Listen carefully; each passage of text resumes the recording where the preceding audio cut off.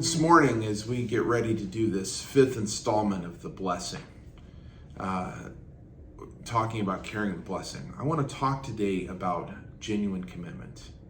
What does it mean to be a person that is committed? The Lord in Scripture uses this word time and again, particularly in the New Testament, devotion. To be devout, to be somebody who is completely committed. Something that you are willing to give your life to pay your life for.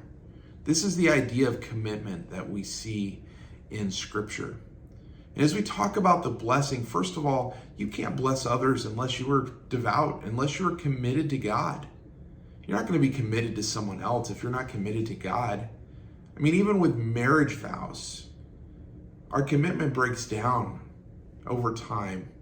There might be a few that can make it and struggle through to the end, or even some who find a rhythm, but that is a gift from God.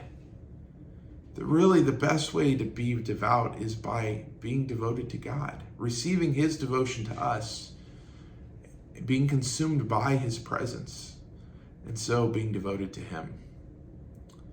And so as we talk this week, we talk about this reality of commitment. Let me ask you, what are you committed to? What are your priorities? What's at the top of that list? The thing that's at the top of that list is the thing that is most important to you, or the person that's most important to you. The thing that you'll drop for anything else. Is that God? Or is it something else?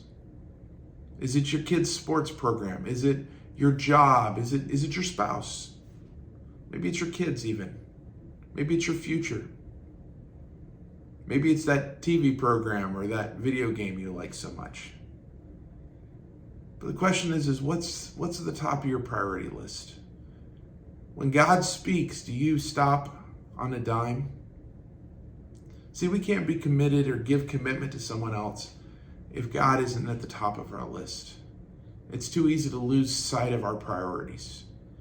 And so I invite you this morning as we talk about genuine commitment, or this week as we talk about genuine commitment, that you would remember that in order to give commitment to others, we first need to be committed to God.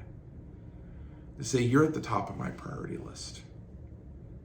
So then when we commit ourselves to others, we can say, look, I'm going to stick with you through this to the end. God sticks with us. He's committed. Are we going to fulfill the covenant by allowing Him to be the covenant keeper in our lives?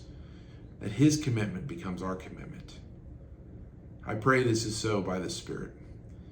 That the Spirit would give you, and He will, everything you need to be devout, to be committed. It says of the early disciples that they were devoted to prayer, this relationship of closeness with God, that they were devoted to His teaching, the teaching about who He is and what matters in life, that they were devoted to life together.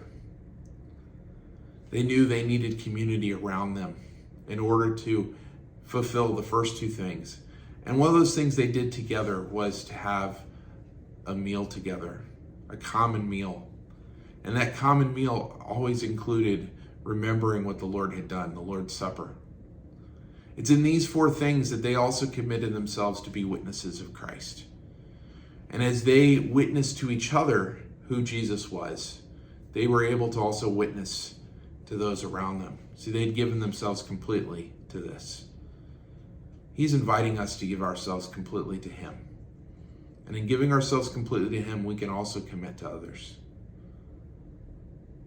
It's out of this genuine commitment that we can bless.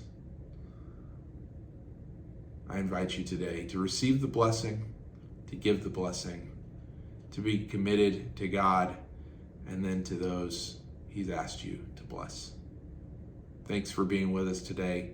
Hope this is a good conversation starter for you. Be with you again next week.